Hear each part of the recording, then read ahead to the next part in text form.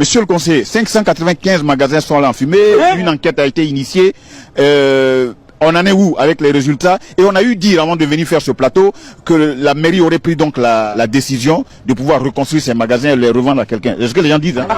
Ben, ne soyez pas un adepte de la rue. Non, non, je ne suis pas un adepte. Moi, je vous dis. Je vous dis comme Les gens me disent, parce qu'en Côte d'Ivoire, on est beaucoup dans ces rumeurs. Je vous invite voilà. Donc, à comment ne je pas les pose? être un adepte de la rue. Je suis heureux que vous me posez la question. C'est tout. Et je vais vous répondre. Ben voilà. La mairie d'Agamé est coiffée par, en même temps, le président des commerçants de Côte d'Ivoire. C'est vous dire que ce qui touche l'ensemble des commerçants l'affecte beaucoup. Mais dès que l'incendie s'est déclaré, les premières personnes à être là-bas, c'était la police et la gendarmerie. Et ensuite, les sapeurs-pompiers. Et quand on a fini, nous sommes en train, en ce moment, de recenser l'ensemble des personnes impactées là-bas. Nous sommes effectivement à 500 et quelques personnes déjà inscrites qui sont en train de nous faire les déclarations de tout ce qu'ils ont eu à perdre afin que nous puissions reverser ça au ministère. Mais là n'est pas le problème. Aujourd'hui, il y a un sérieux problème avec la mairie. La plupart des commerçants veulent réintégrer le bâtiment. Alors nous disons non. Et nous attendons le rapport de l'Office national de la protection civile ça va venir qui travaille dans combien de temps? Je ne suis pas le responsable de l'office. J'ai diligenté une demande, nous les avons rencontrés et nous leur avons dit que, sincèrement, nous avons besoin de leur expertise. Je n'ai pas compétence à leur donner un délai. J'ai compétence à leur faire part réellement de mon inquiétude, de mon empressement. Ça, oui, vous allez parler, madame. Voilà, vous en faites je l'ai fait. Monsieur le conseiller, avant de passer la parole donc à la secrétaire générale, la dame dit qu'elle n'a comme activité que le commerce. Oui, j'arrive. Non, elle a que ça. Aujourd'hui, c'est vous qui avez soumis cette requête donc à l'endroit des experts. Vous avez donc cette possibilité de leur demander quand est-ce que pensez-vous, est-ce qu'on peut avoir une estimation de la date à laquelle on pourra avoir les résultats de ces enquêtes? Ça aussi, vous avez ce droit, non? Oui, nous avons. Est-ce que vous leur avez demandé? On a effectivement demandé. Et ils ont dit quoi? Ben, je suis sur ce plateau justement pour satisfaire un peu à votre quiétude, à vos questions. Vous savez, l'Office national de la protection civile ne travaille pas au hasard. Et même d'une structure de la police scientifique qui est passée il y a à peine 3 ou 4 jours. Elles le savent, la police scientifique est passée il n'y a même pas 48 heures. C'est fort réellement des résultats, des attentes, des analyses de toutes ces structures-là que l'Office national de la protection civile peut nous dire le bâtiment est à reconstruire ou le bâtiment peut être refait ou peut être solidifié. Nous n'avons vraiment pas la compétence, mais nous partageons l'inquiétude de nos commerçants. Nous essayons réellement d'activer réellement l'Office national de la protection civile, mais nous ne pouvons pas effectivement les obliger à aller beaucoup plus rapidement qu'ils ne le peuvent. Donc pour l'instant, aujourd'hui, on ne peut pas avoir une idée. Non, pour le moment, pour ma part, à mon même niveau, merci, monsieur, à ce que je sache, je ne peux pas vous faire une déclaration sur une date d'ouverture. D'accord. Madame, prenez votre mal en patience. À la secrétaire générale, on revient à vous.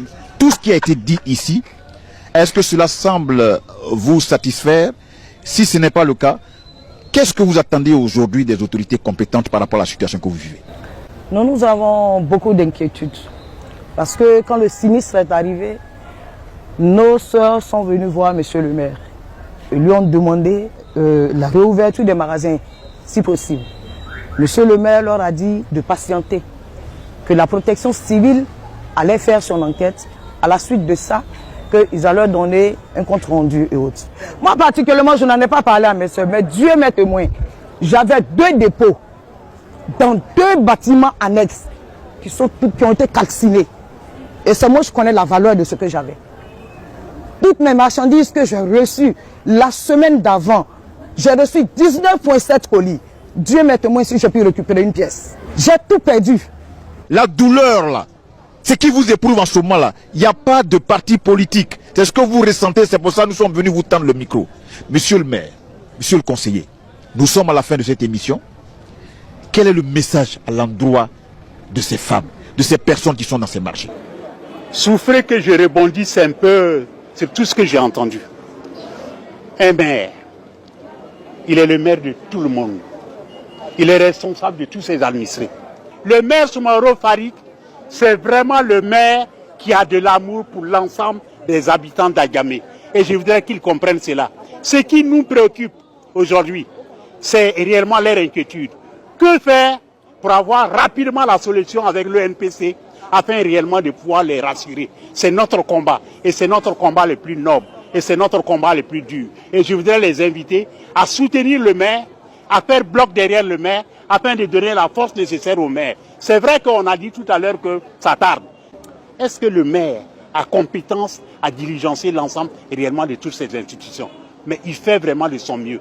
Et le NPC n'est pas sous l'égide, sous le contrôle de la mairie d'Agamé. C'est une institution nationale qui fait son travail pour le bonheur et le meilleur devenir de l'ensemble des citoyens de Côte d'Ivoire. Qu'on le laisse faire, je préfère encore des femmes qui ont perdu quelques miettes que plutôt d'aller les mettre dans un immeuble duquel je ne peux pas répondre sans l'accord de l'UNPC. Quelle souffre d'attendre. Le monde part en couille. Il faut dire que le lieu sinistré, ce n'était pas un lieu qui était prévu pour le commerce. Effectivement, c'est un lieu qui est géré par le district autonome d'Abidjan. Ce site a été cédé à des opérateurs économiques depuis le temps du gouverneur Nkumo Mobio. Un bail avait été mis en place, un Libanais a construit des magasins. Vous voyez cette époque jusqu'à aujourd'hui. Vous savez très bien, vous êtes un intellectuel, que selon la densité réellement d'électricité, il y a des fils de branchement qui vont depuis le poteau jusqu'au bâtiment. Mais quand on va prendre du n'importe quoi, des tâcherons pour venir faire des installations, alors je suis obligé de dire demain, bonjour les dégâts. Oui. Je suis obligé de vous dire la vérité. Oui, oui, au nom de cette vérité, je vais vous poser une question, monsieur le maire. Nous sommes à la mairie d'Adjamé. Ces femmes ne sont pas levées un matin pour s'imposer dans cet endroit. Cet endroit, c'est au vu au sud de la mairie. Je veux dire qu'elles ne font pas là. Elles sont là parce que la mairie l'a autorisé. Le commerce, ce n'est pas la mairie qui l'autorise. Et qui l'autorise alors? Un commerçant, d'ailleurs, je le dirais un peu, c'est une question de culture en Afrique. Je ne vais pas aller chercher des terminologies. Il n'y a aucune famille africaine aujourd'hui où il n'y a pas un membre de famille qui fait son petit commerce. Et s'il y a une structure aujourd'hui qui tente de donner une image, une identité à ce commerce, c'est bien l'honorable député maire Soumaoro Farid à la tête de FENAXI, où réellement des cartes sont exigées. Vous voyez, ce problème de commerçants en Afrique, c'est un problème très sérieux. Ne le prenez pas à la légère. Les activités des commerçants de Petit Lomé ne sont pas encadrées par la mairie. La mairie n'a rien à voir. Je veux dire que ces femmes-là viennent travailler, il n'y a pas de loi, il n'y a pas de réglementation, il n'y a rien du tout. Ben John Dieu, si demain matin vous me mettez une table dans un coin de la rue à Djamé et que vous vendez même des journaux, des cigarettes ou des bonbons, moi je vous autorise. Je cherche à accroître mon assiette fiscale. J'ai du mal à imaginer. Mais ça ne veut pas pour autant dire que c'est moi qui ai fait de vous un commerçant. C'est ce que je voudrais vous dire. Oui, oui, je veux dire que je veux bien que vous puissiez accroître donc votre recette fiscale. Mais je veux dire que ce qui donne ces revenus-là, les conditions dans lesquelles travaillent ces femmes-là, doivent aussi vous interpeller, monsieur le maire. Vous êtes d'accord avec moi ou pas? S'il faut qu'on s'instruise, on va s'instruire. Je suis d'accord. Il y a les registres de commerce. Les registres de commerce n'est pas fait par la mairie. C'est fait au niveau des autorités de l'État. Je viens. Mais la mairie profite de cette activité-là pour accroître sa recette fiscale. C'est ce que vous avez dit, non? Comme partout ailleurs, c'est tout à fait normal. Madame la secrétaire, vous avez quelques commentaires à faire par rapport à ce que dit monsieur le conseiller? Bon, je dirais que par rapport au bâtiment, parce que moi je ne pourrais parler de l'extérieur. Les logements privés et autres, c'est les propriétaires terriens qui savent si c'est avec l'accord de la mairie ou pas qu'ils ont construit. Mais vous êtes arrivé là-bas comment? Vous avez commencé à faire le commerce avec la permission de qui? C'est-à-dire qu'il y a eu un promoteur qui a construit le bâtiment. Ils ont envoyé 2 éléments. Il y avait un monsieur et une dame, père à leur âme, parce qu'ils sont aujourd'hui dans la grâce, ils sont tous décédés. C'est eux qui nous ont fait appel pour dire que les Libanais ont construit des magasins. Ils cherchent à ce que les commerçants prennent. Et moi, personnellement, je lui ai dit, mais je n'ai pas 25 millions, je n'ai pas 30 millions. Elle m'a dit non, que c'est pas ça. Vous venez, les magasins sont là. Si vous ne pouvez pas prendre la bordure, vous prenez l'intérieur. Et moi, je suis à l'intérieur. Vous pouvez prendre le magasin. Si vous n'avez pas la possibilité de payer les 10 millions qu'ils ont demandé, vous scindez en 2 avec une personne. Vous voyez, c'est comme ça. Et ces magasins n'ont pas été payés au cash. Nous avons payé petit à petit aux Libanais. Ok, moi, maintenant qu'on le sait, moi ce que j'ai vraiment envie de savoir, parce qu'on est venu parler de l'incendie dont vous avez toutes été victimes. Là, monsieur le conseiller du maire dit, quand je l'écoute, il a dit qu'on aurait dû faire les choses dans les règles de l'art. Cela n'a pas été fait. Donc moi je veux dire que vous êtes nombreuses à être victimes donc, de cette situation. Aujourd'hui, là, si on vous demande, est-ce que vous pouvez me regarder droit dans les yeux pour dire, les conditions dans lesquelles vous avez commencé à travailler n'étaient pas réunies. Vrai ou faux? Au tout début, pour le bas, nous étions sur des branchements anachés. Mais après, nous avons eu recours qui nous a donné des compteurs. La quasi-majorité des dames qui sont en bas ont chacune un compteur qui porte leur nom. Le mien porte mon nom, Koulibaly Époux Cissé. Chacune des dames qui sont au bas, elles ont leur compteur à leur nom. Qu'en est-il des inspecteurs? Il y a pas mal de choses aussi qui rentrent en ligne de compte. Ce n'est pas que seulement un compteur. Est-ce que tous ces éléments-là, vous les avez? Moi particulièrement, j'ai un inspecteur. Ok. Il y a des dames qui ont des inspecteurs. Alors, avant qu'on ne vienne avec le maire pour avoir encore beaucoup plus de précision, moi je veux juste, madame, quel est l'état de votre relation aujourd'hui avec la mairie par rapport à l'activité que vous menez à Petit Lomé? Moi, je peux parler. La mairie encaisse la patente. Nous étions à la patente. Il y a certains magasins qui ont été relayés aux impôts. Moi, particulièrement, j'ai été mise aux impôts. Nombreux sont les dames qui sont parties aux impôts. Mais les agents de la mairie passent pour faire l'encaissement et réprimander ceux qui ne payent pas la patente. Il y a quand même des questions à se poser, monsieur le conseiller. Ben, On vient, on encaisse la patente, mais on ne se soucie pas des conditions dans lesquelles les femmes travaillent. Je veux juste comprendre. ouais, c'est un peu trop facile de revoir le problème sous cet angle-là. C'est moi qui vois. Profitons. Non. Oui, votre vision, je ne la partage pas. Je vous ai dit que la construction de ces magasins-là ne répondait pas aux normes techniques de commerce. Mais pourquoi vous n'avez pas fait arrêter? Je vous ai parlé d'un bail qui a été fait par qui? Par le gouverneur du district. Je vous comprends, moi je vous comprends. Ce que je veux juste savoir, est-ce que ça vous parle? Le fait de savoir que vous faites payer des patentes à des femmes qui mènent une activité dans un endroit du territoire qu'occupe la municipalité, est-ce que ça vous dit quelque chose de savoir que ces femmes-là aujourd'hui sont victimes d'un incendie? Est-ce que ça vous interpelle? Ça interpelle le commun du mortel. Tout le monde, ça m'interpelle. Comment vous l'avez appris? Mais quand vous me dites que le fait de prendre la patente, Oui. mais on est dans un État qui est réglementé par des principes. Ok. C'est pas moi qui ai inventé les patentes. C'est pas moi qui ai inventé les taxes. C'est pas moi qui ai inventé les impôts. Ça fait partie du cheminement d'un État. Il y a peut-être Ali qui nous regarde et qui voudrait savoir comment ça se fait. La même question que je vous pose là, Ali se la pose. Moi, je n'ai pas la science infuse. Moi, je vous dis simplement, nous sommes à Djamé ici. On ne peut pas faire un commerce ici sans que la mairie ne sache. Et dès l'instant, dans nos explications, on me dit qu'il y a une patente qui est payée. Je pose la question de savoir, est-ce que vous vous sentez concerné des conditions dans lesquelles les femmes travaillent? Si oui, quand vous apprenez qu'elles ont été victimes d'un incendie, quelle a été votre réaction? Ben, la deuxième partie de la question m'interpelle. C'est Ok, tout à fait allez-y. normal. Voilà. Vous savez, la finalité, la science infuse même de la politique, c'est la quête permanente et réellement de tes administrés. Tout maire, tout gestionnaire en politique, la responsabilité régalienne, c'est de veiller au cadre de vie, c'est de veiller au bien-être de tes concitoyens. C'est ce sentiment-là d'abord qui m'anime. Et effectivement, il y a eu des interpellations tout le temps dans ces marchés, surtout dans le domaine de l'électricité. Il y a un phénomène qui nous a tous dépassés.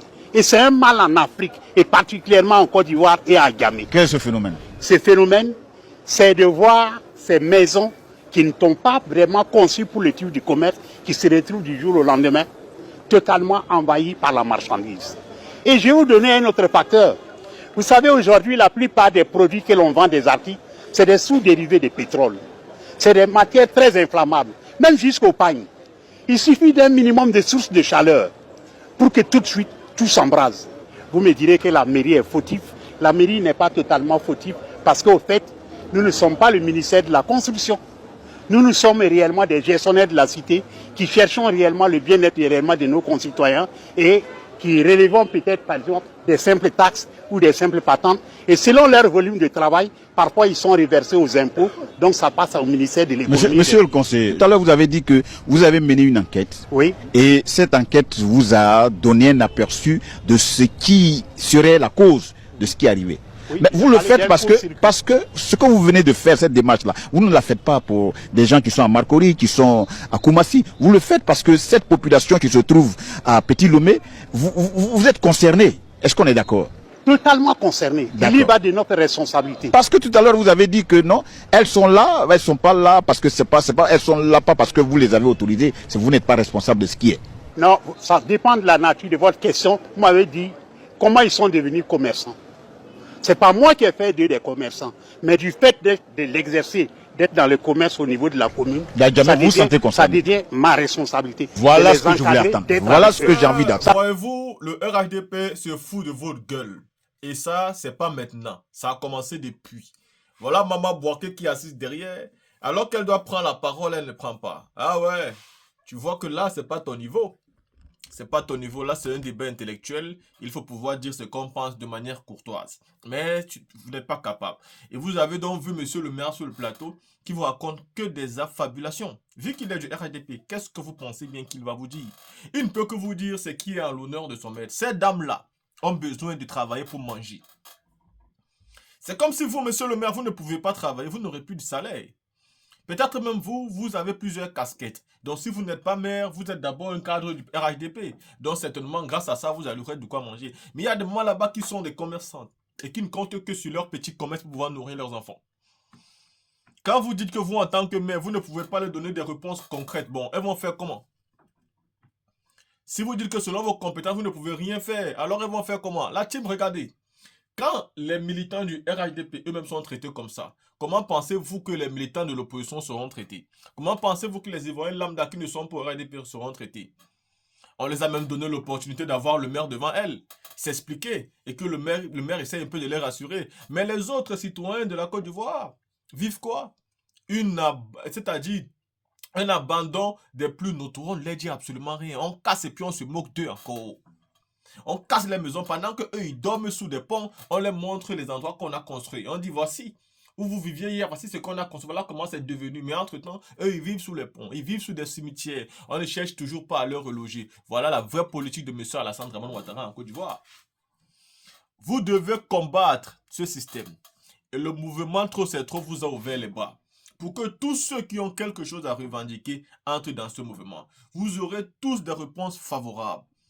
Le président Laurent Gbagbo l'a dit, si vous êtes victime de la guerre civile en Côte d'Ivoire et la guerre armée, la guerre militaire, menée par une rébellion armée, par la France et par les Nations Unies contre la Côte d'Ivoire, et le président Laurent Gbagbo rejoignait le mouvement Trop c'est trop. Si vous avez été dépossédé, si vous avez perdu vos richesses, vos enfants, vous serez dédommagés par le président Laurent Gbagbo s'il arrive au pouvoir. Regagnez la lutte. Si vous êtes un professeur et que votre salaire ne passe plus, regagnez le combat. C'est le moment. Si vous êtes aussi des commerçants du marché d'Adjamé et que votre boutique a été brûlée et qu'on tente à vous répondre, regagnez le combat.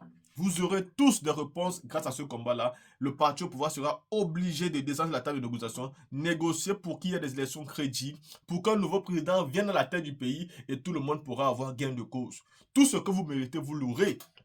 Ce n'est pas un débat. Vous ne pouvez plus compter sur le RHDP parce que le RHDP n'est pas là pour les populations ivoiriennes. Ils sont là pour un minuscule de personnes. Et c'est dans ce sens-là qu'ils signent les accords avec Corsair et avec l'hôpital américain situé à Paris. Ils mentent que tous les députés sont dans le coup et pourtant les députés du PPACI disent ne pas reconnaître cela. Ils n'ont qu'appris dernièrement comme Kandja Camara est sorti que c'était un accord signé depuis 2022. En réalité, cet accord ne concerne que les membres et cadres du RHDP et leurs familles, leurs proches, leurs chiens, leurs chats. Ça ne concerne pas tous les Ivoiriens. Il faut bien que ce soit clair.